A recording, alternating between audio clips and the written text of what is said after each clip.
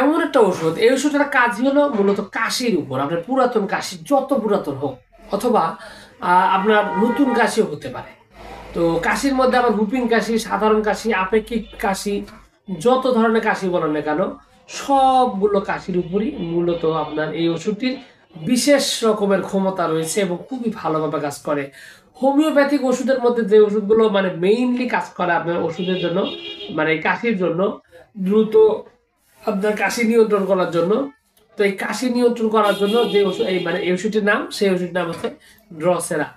তো হোমিওপ্যাথিক এই ওষুধটি সাধারণত দেখা যায় যাদের মূলত কাশিটার অবস্থা এত খারাপ যে গলার মধ্যে হপ হপ শব্দ হয়, গলার মধ্যে কেমন একটা মানে একটা কেমন যেন একটা শব্দ হয় কাশি দিলে, এরকম যদি লক্ষণ থাকে সেক্ষেত্রে কিন্তু এই ড্রসেরা খুব ভালো কাজ করে।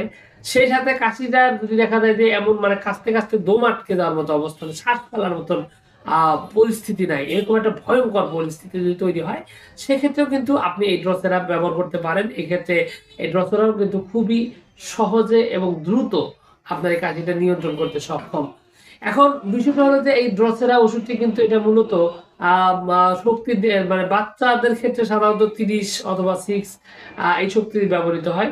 কিন্তু বয়স এবং যদি রোগের মাত্রাটা বেশি থাকে তাহলে ওষুধের পাওয়ারের পরিবর্তনের দরকার হয়। তবে এই ওষুধটি অবশ্যই একজন অভিজ্ঞ হোমিওপ্যাথি ডাক্তারের পরামর্শে আপনার ওষুধটি সেবন করা উচিত।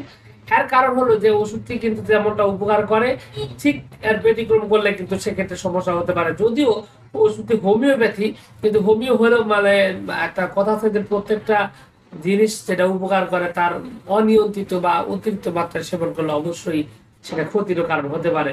তবে এখানে বিষয়টা হলো যে আপনার যদি সাধারণভাবে যে ধরনের কাশি থাকুক না কেন, আপনি এই ওষুধটি সেবন করতে পারেন। তবে আরেকটা ব্যাপার রয়েছে, এখানে কিন্তু কাশির মধ্যে আরো বেশ কিছু ওষুধ রয়েছে, যেমন ব্রায়োনিয়া রয়েছে, রাস্ট্রপ রয়েছে, স্যাম্বুকাস রয়েছে, এরকম অসংখ্য ওষুধ রয়েছে। কিন্তু ওষুধগুলা অবশ্যই সেবনের আগে রোগীর এবং রোগের দুটার লক্ষণই মিল রেখে ঠিক রেখে তারপরে সঠিক মাত্রায় সঠিক ওষুধটি আপনার সেবন করাটা জরুরি।